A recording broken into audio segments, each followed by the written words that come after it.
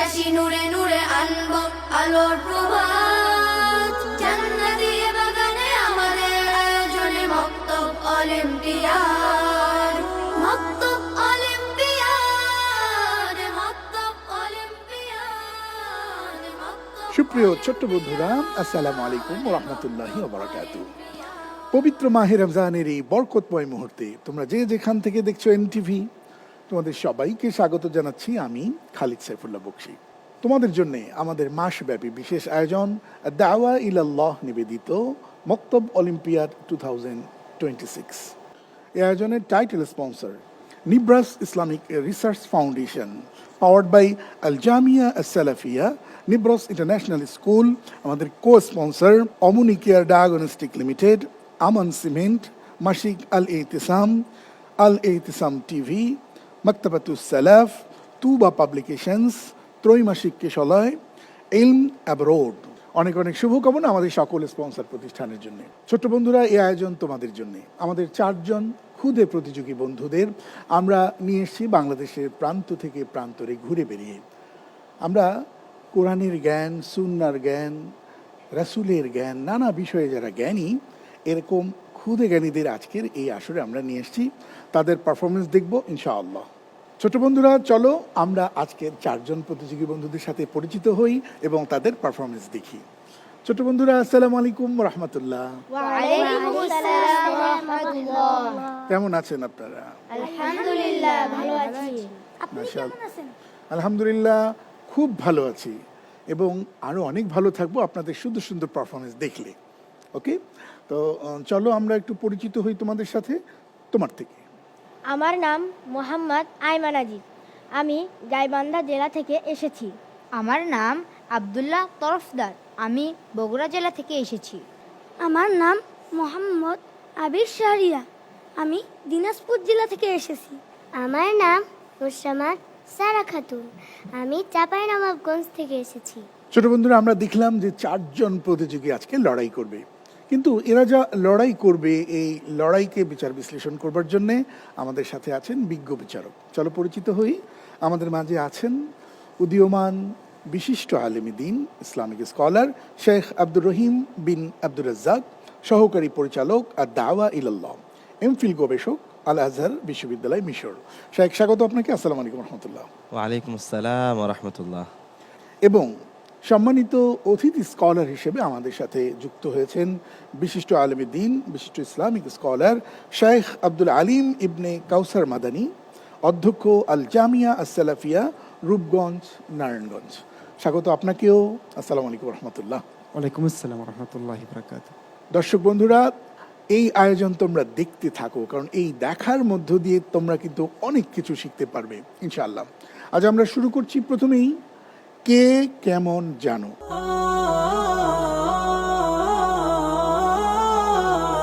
তোমরা তো অনেক কিছু জানো।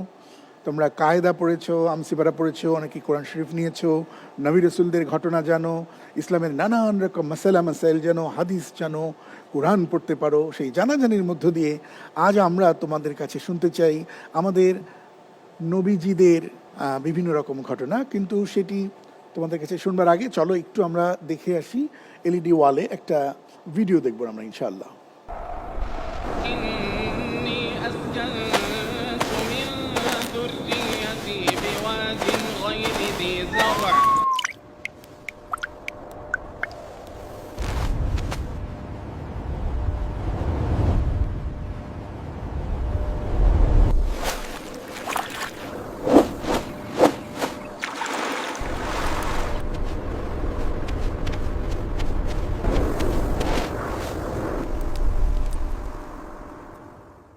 তোমরা ভিডিওটি দেখলে, যদিও এই ভিডিওর সাথে বাস্তবতার কোনো মিল নেই, কিন্তু তোমরা কোনো নবী বা রাসূলের সাথে কোনো মিল খুঁজে পাও? ইব্রাহিম আলাইহিস সালামের সাথে মিল পাওয়া যায়।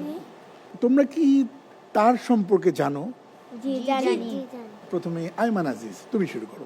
ইব্রাহিম আলাইহিস সালাম আল্লাহর আদেশ পেয়ে তার স্ত্রী হাজেরা ও তার সন্তান ইসমাইল আলাইহিস সালামকে মক্কায় রাখার জন্য ফিলিস্তিন থেকে রওনা দেন।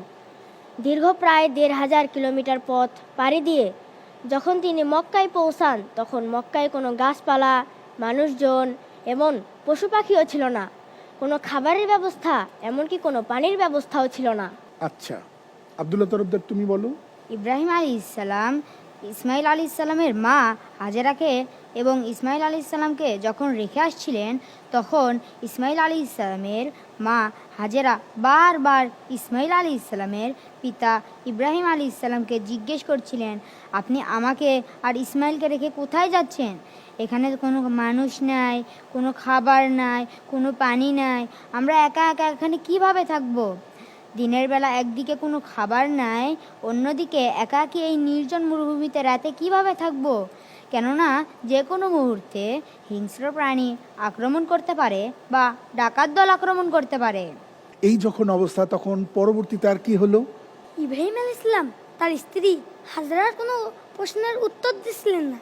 শেষ পর্যন্ত হাজরা আল ইসলাম ইব্রাহিম আল ইসলামকে জিজ্ঞেস করলেন, আপনি আমাকে আর ইসমাইল আল ইসলামকে রেখে কোথায় যাচ্ছেন? ইব্রাহিম আল ইসলাম তার কোনো প্রশ্নের উত্তর দিচ্ছিলেন না। শেষ পর্যন্ত ইসমাইল ইসলামের মাতা জিজ্ঞেস করলেন, আপনি কি এখানে আল্লাহর আদেশে রেখে যাচ্ছেন? তখন ইব্রাহিম ইসলাম উত্তর বললেন, হ্যাঁ, আল্লাহর আদেশে। তখন তিনি বললেন, তাহলে তিনিই আমাদের রক্ষা করবেন। এরপর কি হলো সারা? ইব্রাহিম আলাইহিস সালাম একাকী এই নির্জন মরুভূমিতে স্ত্রী সন্তানকে রেখে গিয়ে পাহাড়ের আড়ালে আল্লাহর দরবারে হাত উঠিয়ে দোয়া করতে লাগলেন, যাতে করে মহান আল্লাহ তার পরিবারের জন্য এই নির্জন মরুভূমিতে বসবাস ও খাবারের ব্যবস্থা করে দেন। এরপরে আমরা আরো শুনতে চাই আয়মান আজিজ তোমার কাছে। ইসমাইল আলাইহিসসালামের মা হাজেরা যতটুকু খাদ্য ও পানি নিয়ে এসেছিলেন, ইব্রাহিম আলাইহিসসালাম চলে যাওয়ার পর তা ধীরে ধীরে শেষ হয়ে যায়। কোনো খাবার পানি না থাকায় মায়ের বুকে দুধও পাচ্ছিলেন না। ইসমাইল আলাইহিসসালাম মায়ের দুধ, খাবার এবং পানি না পেয়ে ক্ষুধার জ্বালায় কান্নাকাটি শুরু করেন। ইসমাইল আলাইহিসসালামের কান্নাকাটি একসময় তীব্র আকার ধারণ করে। মাশাআল্লাহ। আব্দুল্লাহ তুমি বলো। ইসমাইল আলী ইসলাম যখন কান্নাকাটি করছিলেন, তখন হতাশ হয়ে ইসমাইল আলী ইসলামের মা হাজেরা মরুভূমির এক পাহাড় থেকে অন্য পাহাড়ে দৌড়াদৌড়ি শুরু করেন। তিনি পাহাড়ে উঠে দিক বিদিক তাকাতে থাকেন, আশেপাশে কোনো মানুষ দেখা যায় কিনা, কোনো খাবার বা পানির উৎস দেখা যায় কিনা। এভাবে তিনি 7 বার সাফা ও মারুয়া পাহাড়ে ওঠানামা করেন। মাশাআল্লাহ, মাশাআল্লাহ। জি, তুমি। ইসমাইল ইসলামের মাতা হাজরা যখন সাফা ও মারোয়া পাহাড়ে 7 বার উঠার নামা করেন, তখন মহান আল্লাহ সুবহানাহু ওয়া তাআলা ফেরেশতা জিবরাইল আলাইহিস সালামকে পাঠিয়ে দিলেন মরুভূমিতে তার এই বান্দি হাজরা ও তার সন্তান ইসমাইল আলাইহিস সালামের রক্ষার জন্য। জিবরাইল আলাইহিস সালাম তার পা দিয়ে মাটিতে আঘাত দিলেন। হঠাৎ সেই শব্দ হাজরা আলাইহিস সালাম শুনতে পান। আওয়াজের দিকে এসে দেখেন সেখানে মাটি ফেটে পানি বের হচ্ছে। তিনি পানি চারদিকে বাদ দিলেন। তিনি যদি বাদ না দিতেন, তাহলে আজকে পুরো দুনিয়া পানিতে ভেসে যেত, সর্বনাশ হয়ে যেত, তাহলে আমরা সবাই ডুবে যেতাম। পরবর্তী খানিকটা আরো শুনতে চাই সারা তোমার কাছে। সেই পানি আজকে চমচম, যা আমরা এখনো মক্কা গেলে দেখতে পাই। কেউ হজে গেলে জমজম পানি নিয়ে আসেন। জমজমের পানি কোনো সৎ নিয়তে পান করলে আল্লাহ সেই বাসনা পূরণ করেন। পুরো গল্পটাই জানো? হ্যাঁ, জানি। জানো। যতটুকুন পারফর্ম করেছো, দেখা যাক আমাদের বিজ্ঞ বিচারক তোমাদের কাকে কতটুকুন নাম্বার দিয়ে এগিয়ে রাখে। মাশাআল্লাহ, অনেক সুন্দর বলেছো। সুন্দর না ছাই? এই অধম মানব শিশু বাচ্চা কাচ্চারা, হ্যাঁ, তোরা এখানে কি শিখতে এসেছিস? এই নবী রাসূলের গল্প কেচ্চা কাহিনী শিখে লাভ কি? হ্যাঁ, তার চেয়ে বরং তোরা কার্ল মার্কস, লেনিন, ডারউইন এদের জীবনী হিস্টোরি শিখলেও তো দুনিয়াতে অনেক বড় মহামানব হতে পারতিস রে। আল্লাহ তাআলা যে মানুষ সৃষ্টি করেছেন এবং মানুষকেই আল্লাহ তাআলা যে সবচেয়ে বেশি মর্যাদা দিয়েছেন, তা আমরা কোরআন থেকে জেনেছি। সেই বিষয়টি আমরা একটু জানতে চাই সম্মানিত স্কলার আপনার কাছে। মানুষ তো সৃষ্টির সেরা এবং আল্লাহ তাআলাই যে মানুষকে সৃষ্টি করেছেন, এই বিষয়ে আপনার কাছে জানতে চাই। তো আমরা জানি কোরআন মাজিদ থেকে যে মহান রব্বুল আলামিন আদমকে নিজ হাতে সৃষ্টি করেছেন। বিয়াদাই, আমার হাত দিয়ে আমি সৃষ্টি করেছি। অন্য কোনো প্রাণী থেকে কিন্তু মানব জাতি আসেনি, বরং এটা আলাদা সৃষ্টি। এবং কোরআন মাজিদে আপনি দেখতে পাবেন যে বহু জায়গায় মানব সৃষ্টির যে স্তরগুলো মহান রব্বুল আলামিন চমৎকারভাবে বর্ণনা করেছেন। তো এখান থেকে আমরা বুঝতে পারি যে মানুষ কোনো জানোয়ার থেকে আসেনি। এগুলো সম্পূর্ণ ভুল থিওরি। মানুষকে মহান রব্বুল আলামিন অত্যন্ত সম্মানিত করে সৃষ্টি করেছেন। আল্লাহ তাআলা মানুষকে যে সৃষ্টির সেরা জীব বানিয়েছেন সে কথা কোরআনেই আল্লাহ তাআলা বলেছেন ওয়ালাকাদ কাররামনা বনি আদম, আমি মানুষকে সর্বশ্রেষ্ঠ জাতি হিসেবে সৃষ্টি করেছি। আশা করি শয়তান তুমি উত্তর পেয়েছো, তুমি এখন ভাগো। এ পর্যায়ে কে কার আগে উত্তর দিতে পারে?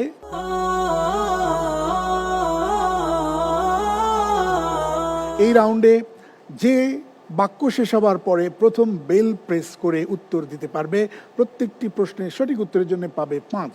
এভাবেই নির্ধারিত হবে কে হবে আজকের পারফর্মার অব দ্য ডে।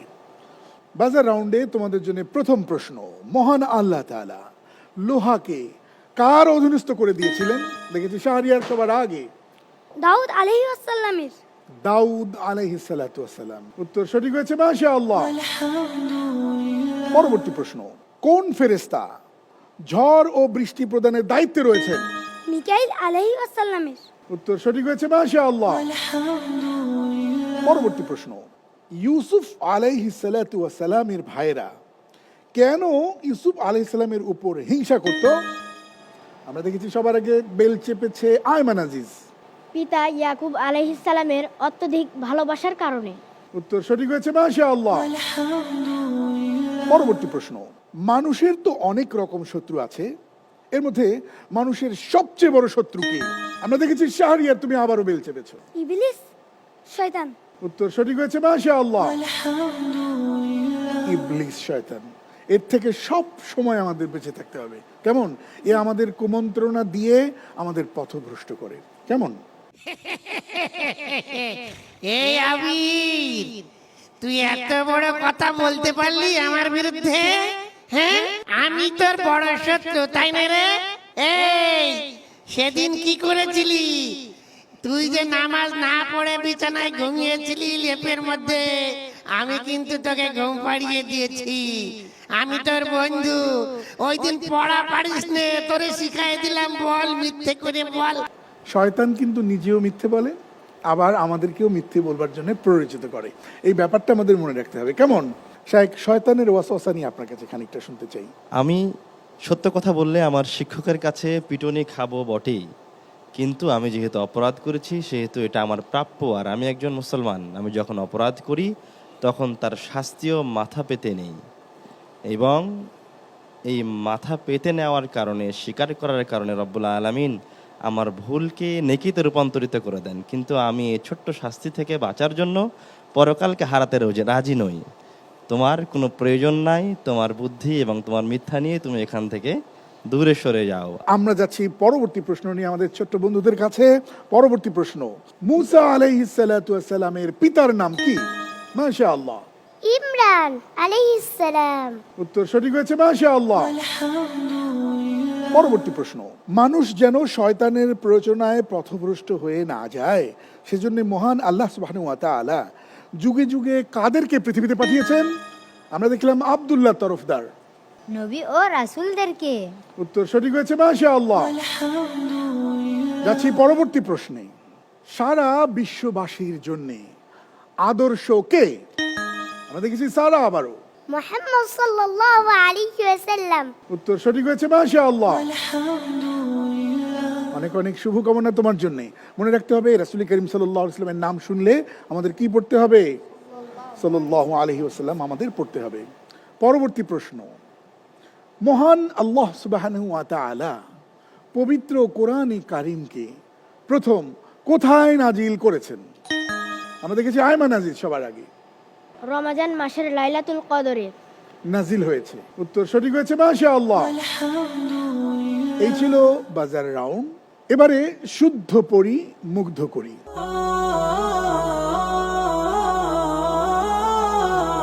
তোমাদের জন্যে এলইডি স্ক্রিনে দেখানো থাকবে বিভিন্ন চিহ্ন বা প্রশ্ন, এগুলোর উত্তর দিতে হবে। আশা করি তোমরা পারবে ইনশাআল্লাহ। আমি প্রথম প্রশ্ন করতে চাই আয়মান, তোমার জন্যে। তুমি স্ক্রিনে দেখো একটি চিহ্ন রয়েছে, তোমাকে বলতে হবে এই চিহ্নটি নাম কি এবং এর কাজ কি। এই চিহ্নটির নাম তাসদিদ। তাসদিদওয়ালা হরফ দুবার উচ্চারিত হয়, তার ডান দিকের হরফের সাথে মিলিয়ে একবার এবং নিজ হরকত অনুযায়ী মিলিয়ে আরেকবার। মাশাআল্লাহ, মাশাআল্লাহ, অনেক সুন্দর হয়েছে। আমাদের বিজ্ঞ বিচারক তোমাকে কত নাম্বার দেয়া যায় তিনি ভাবছেন।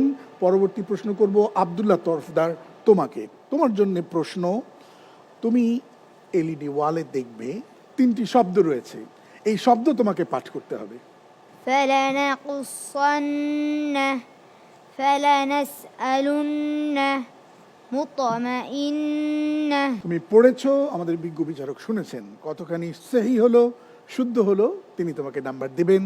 যাচ্ছি পরবর্তী প্রতিযোগী আবির তোমার কাছে। আবির, তোমাকে বলতে হবে এই 3টি শব্দের মধ্যে কোথাও আমরা গুণনা করেছি, কোথাও গুণনা করিনি। প্রশ্ন হলো কেন গুণনা করলাম আর কেন গুণনা করলাম না। গুণনা করলাম কারণ সেখানে অজীব গুণনা আছে। অজীব গুণনা হলো হরকতের বামে নুন অথবা মিমে তাজদিদ হইলে অজীব গুণনা করিয়া পড়িতে হয়, ইহাকে অজীব গুণনা বলে। আর যেগুলোতে অজীব গুণনা নেই সেগুলোতে আমরা অজীব গুণনা করিনি।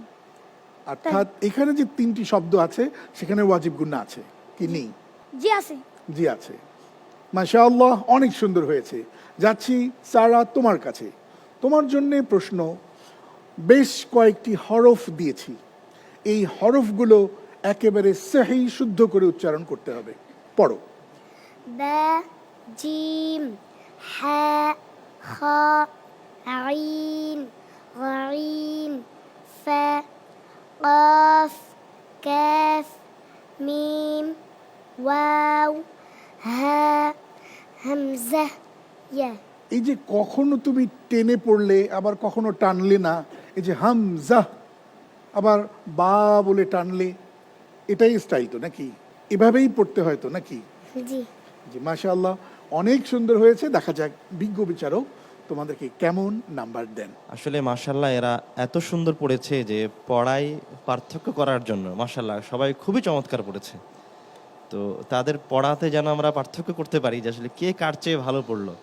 এই জন্য আমরা মনে হয় তাদের কাছ থেকে আরো একবার অন্য কোনো একটা বাক্য পড়ার জন্য বলতে পারি। আয়মান আজিজ, তুমি পড়ো।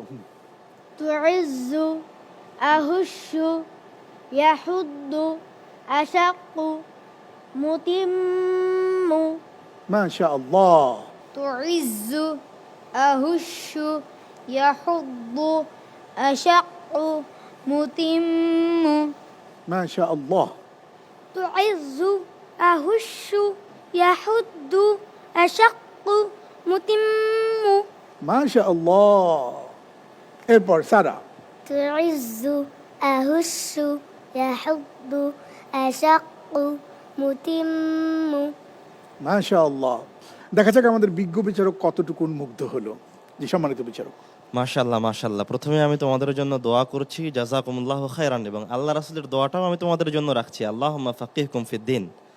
আমরা অভিভূত হচ্ছি এবং আশ্চর্য হচ্ছি যে বাংলাদেশের এই প্রত্যন্ত অঞ্চল থেকে, মানে দর্শকবৃন্দু আপনারা কি জিনিসটা চিন্তা করতে পারেন যে যেই একদম গ্রাম্য অঞ্চলগুলিতে আমরা আজানটা ঠিকমতো শুনতে পাই না মুয়াজ্জিনের কণ্ঠ থেকে, এবং ইমামের পিছনের তেলাওয়াতটা শুদ্ধভাবে শুনতে পাই না, অথচ বাংলাদেশের মাটিতে এমনও গ্রাম অঞ্চল আপনি পাবেন যে সেই মসজিদের ছোট্ট শিক্ষার্থীটা একদম বিশুদ্ধভাবে কোরআনুল কারীমের শব্দ এবং আয়াত তেলাওয়াত করতে পারছে। সুবহানাল্লাহ সুবহানাল্লাহ সুবহানাল্লাহ। তো এটা অনেক বড় পাওয়া, এবং আমি মনে করছি এটাই আদ-দাওয়া ইলাল্লাহ এর সবচেয়ে বড় সফলতা। এর চেয়ে বড় সফলতা দুনিয়াতে হতে পারে না, এবং পরকালীন জীবনের এর চেয়ে বড় বিনিময় হতে পারে না। মাশাআল্লাহ মাশাআল্লাহ। যদিও আমরা দেখেছি যে বাংলাদেশে মক্তবগুলো বন্ধই হয়ে যাচ্ছিল। একটা সময়ে আমরা যখন শৈশবে কৈশোরে ছিলাম তখন আমরা দেখতাম যে পাড়ায় মহল্লায় গ্রামে গঞ্জে ফজরের পরে কোরআনের সুর শোনা যেত। আজ যেন সেইগুলো অনেকটাই বন্ধ হয়ে গেছে, কিন্তু এগুলোকে আবারও রিফর্ম করেছে মাকতাবাতুস সালাফ এবং আদ-দাওয়া ইলাল্লাহ ওনারা। আল্লাহ তাআলা আমাদের এই কাজকে কবুল করে নিন, আমিন। ছোট্ট বন্ধুরা, তোমরা দেখছো আদ-দাওয়া ইলাল্লাহ নিবেদিত মক্তব অলিম্পিয়াড 2026। এই আয়োজনটির powered by sponsor Nibras Islamic Research Foundation, powered by Al Jamia As-Salafia, Nibras International School, আমাদের co sponsor Omni Care Diagnostic Limited, Aman Cement, মাসিক আল এহতিসাম টিভি, মাকতাবাতুস সালাফ, তুবা পাবলিকেশনস, ত্রৈমাসিক কেশালয়, ইলম অ্যাব্রোড। অনেক অনেক শুভকামনা আমাদের সকল স্পন্সর প্রতিষ্ঠানের জন্য। ছোট্ট বন্ধুরা, বিরতির আগে তোমরা চমৎকার করেছো। এ পর্যায়ে আমরা ভেবে চিনতে বলো দেখি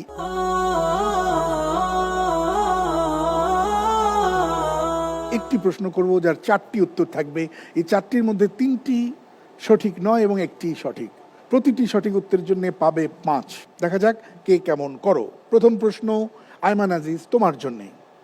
কারো প্রশংসা করলে বা সুন্দর কোনো জিনিস দেখলে কি বলতে হয়?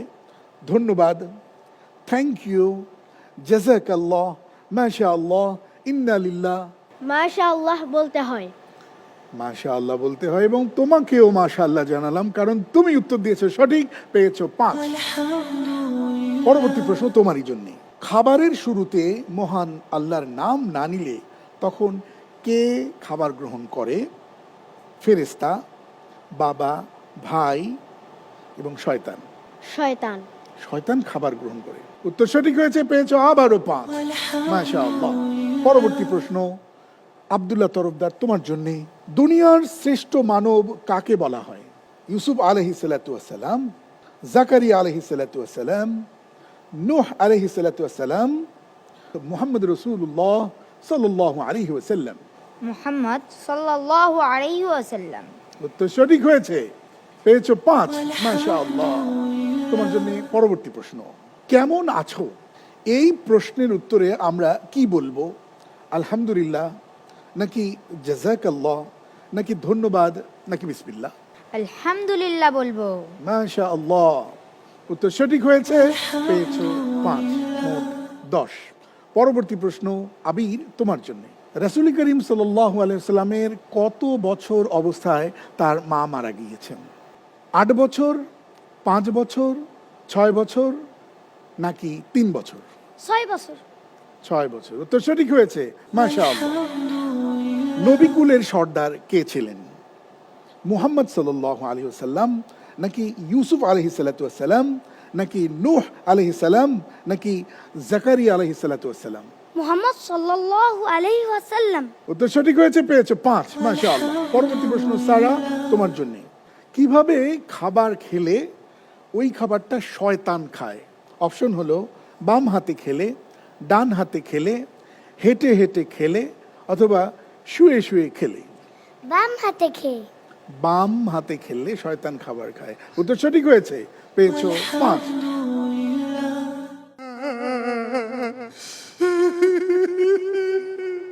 আজকে ইফতারের পর থেকে কিছুই খেতে পাইনি রে। এই তোদের জন্য ইফতারের পরে না খেয়ে আছি। এখানে যারা আছে সবাই ডানা দিয়ে খেয়েছে। বলি একজনও কি ছিল না একটু বাম হাত দিয়ে নেড়ে চেড়ে বিসমিল্লাহ না বলে এলোমেলো করে খেতে পারতো? আমি না খেয়েছি, তোদের উপরে গজব পড়বে রে। কিভাবে যেন আমরা শয়তানকে তাড়াবো?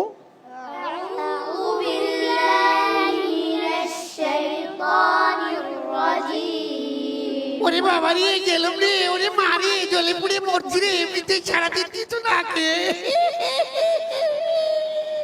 শেষ প্রশ্ন সারা তোমার জন্য। মাশাআল্লাহ বললে কি হয়? বদ নজর থেকে বাঁচা যায়, কবরের আযাব থেকে বাঁচা যায়, বরকত নষ্ট হয়ে যায়, নেকি হয় না। বদনজর থেকে বাঁচা যায়। মাশাআল্লাহ, উত্তর সঠিক হয়েছে। কে কত নাম্বার পেলো আমরা জানবো সম্মানিত বিচারকের কাছে। তার আগে ছোট্ট বন্ধুরা, তোমরা যারা ঘরে বসে টিভিতে এই আয়োজন দেখছো, তোমাদের জন্য আজকের প্রশ্ন। কোরআনে কারীম এর মধ্যে সর্বমোট কতটি আয়াত রয়েছে? যারা সঠিক উত্তর দেবে তাদের মধ্য থেকে একজন পাবে মূল্যবান গিফট হ্যাম্পার। এ পর্যায়ে আমরা আমাদের সম্মানিত বিচারকের কাছে জানতে চাই আজকের এই আয়োজন সম্পর্কে। তোমরা মাঝে মাঝে বলছো যে শয়তান মোরক বা তুমি এখান থেকে পালিয়ে যাও, কিন্তু এই জায়গায় একটা সূক্ষ্ম জিনিস আছে। সেটা হচ্ছে একদিন আল্লাহর রাসূল এবং তার পিছনে একজন সাওয়ারি ছিল। তো আল্লাহ রাসূলের ঘোড়াটা হোঁচট খেলো, তখন তার পিছন থেকে সাহাবী বলে উঠলো তাইসা শয়তান, মানে শয়তান ক্ষতিগ্রস্ত হোক বা শয়তান হতাশ হোক। ঠিক আছে?